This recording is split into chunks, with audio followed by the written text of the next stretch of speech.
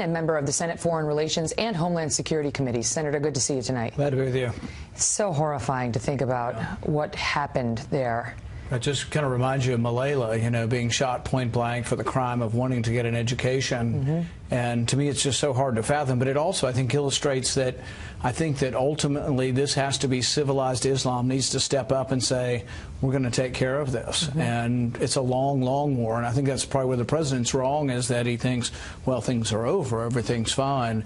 And in reality, this is something that's been going on 1,000 years, but probably goes on a long, long time more. So you think that's the answer, civilized Islam?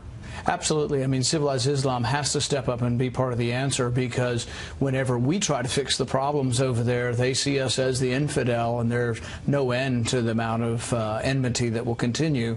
But civilized Islam has to stand up and say this is an aberrant form of a religion, and it doesn't represent our religion. Does that hold? I mean, you think about what happened in Iraq when we left and there was a vacuum and ISIS exploited it. Civilized Islam didn't exactly stand up there, but if they had, one wonders whether it would have had any effect. I mean, should there be some role for the U.S. military in maintaining a peace? Well, I think there is a supportive role, but I do think that the people who need to stand up and fight are the Iraqis. The Kurds are standing up. Of all the people in the area, the Kurds actually will fight. So rather than give the weapons, you know, to the so-called moderates in Syria, we ought to consider giving the weapons directly to the Kurds.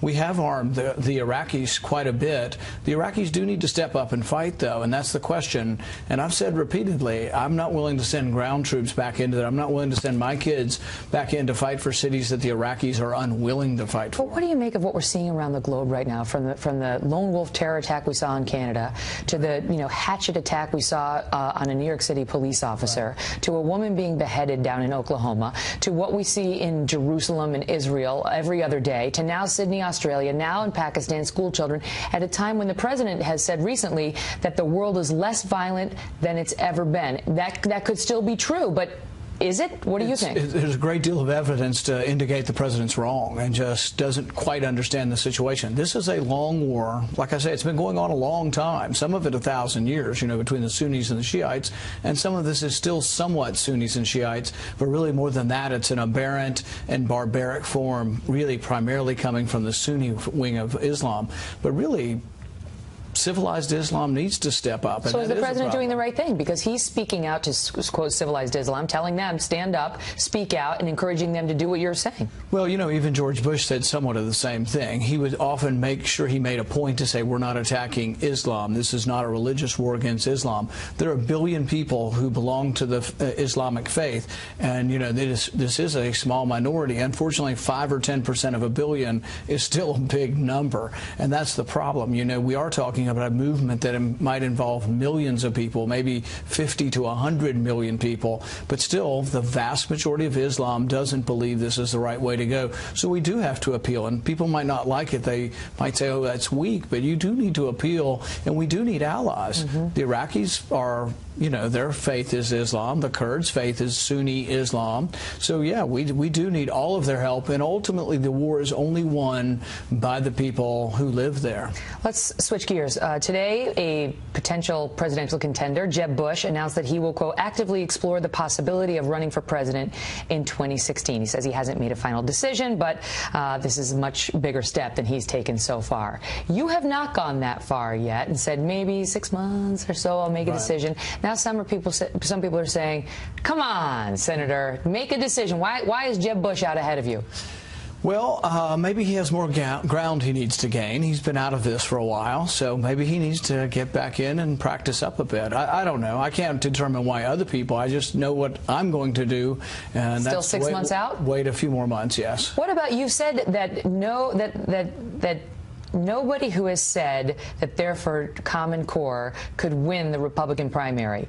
That seems to be a direct shot at him, because he's the hugest proponent. Yeah, I think it'll be very difficult. Most of us believe in less federal government and more decentralized government, particularly with education. You know, Ronald Reagan ran on the platform of getting rid of the Department of Education. We've always believed in decentralized education. So for Jeb Bush to run in the primary will be very, very difficult, because if you're going to be for a national curriculum and for Common Core and for No Child Left Behind, this accumulation of power in Washington, that's not very popular, and it's going to be an overcoming if he thinks he can win the primary. Another question I have for you is the president's Surgeon General. Now, he has been confirmed in the Democrat-controlled Senate, which it will be Democrat-controlled for a short time longer. Vivek Murthy is now our Surgeon General, and you have had major concerns about him. Why? This will be the first Surgeon General we have who thinks it's his job to bash the Bill of Rights. He spent a great deal of the last several years bashing guns and calling them a health issue. I really don't think we need a doctor paid for by the government who's going to stand up and lecture us on the Bill of Rights and that he wants to limit the Second Amendment.